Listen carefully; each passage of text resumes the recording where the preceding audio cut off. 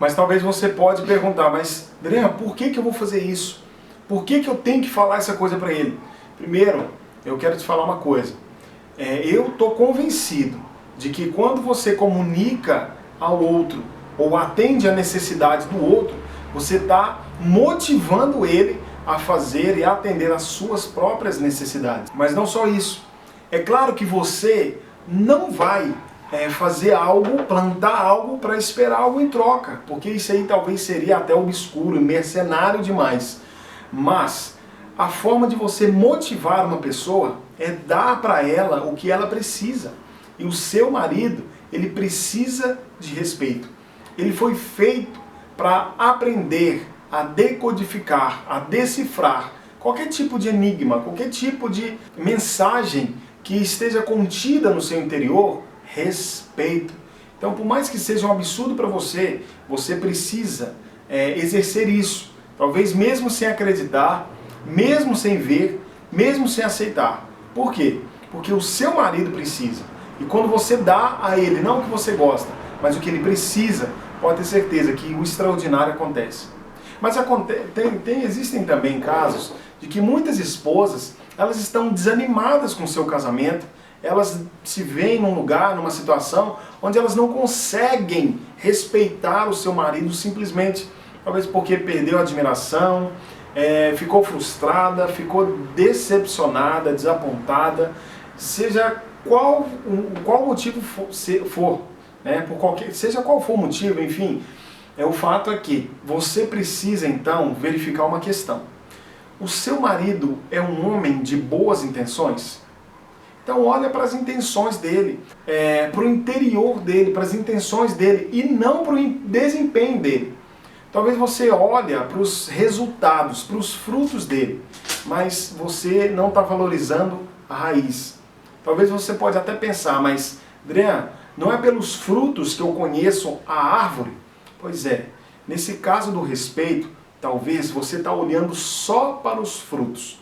Mas se uma árvore, uma mangueira, por exemplo, que é a árvore que dá manga, ela está com problemas ali, até de crescimento, e você culpa essa mangueira por ela não crescer, você não vai estar contribuindo com ela, entende? Você precisa talvez olhar para o que está impedindo ela de crescer e de frutificar, entende isso? Então você precisa entender que talvez é um parasita que está ali tirando, sugando toda a força dessa planta.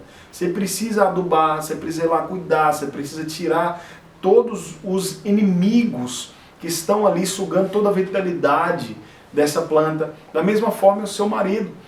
Talvez ele não está produzindo os frutos que você gostaria de produzir, que ele produzisse, simplesmente porque toda a vitalidade dele está sendo sugada. Você tem que identificar isso. Então, a partir do momento que você olha para as intenções dele, você então percebe que algo novo, algo poderoso vai ser plantado, vai surgir dentro dele. Você sabe de uma coisa interessante a respeito da oliveira? A oliveira é a árvore que produz azeitona, onde a gente faz o azeite de oliva, que é muito gostoso, por sinal. Mas a oliveira, ela é uma árvore que ela é oca no seu interior. Por quê? E ela vive por muitos anos. Existem em Israel, por exemplo, oliveiras datadas da época de Jesus Cristo. Mas você fala assim, Adriano, uma oliveira viver 2000 anos, como é que é isso? Como que isso é possível? Talvez você não sabia disso, eu vou te contar. A oliveira, ela tem uma coisa interessante.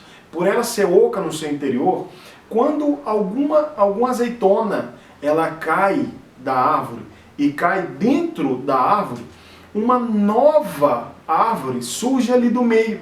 Então, quando a parte externa, a casca externa vai envelhecendo, a própria oliveira vai gerando a energia necessária para que ela possa ser renovada. Então, aquela casca, ela sai dali, ela é removida de forma natural e a oliveira ela entra num ciclo interminável de revitalização, desde que uma azeitona seja lançada no interior da oliveira.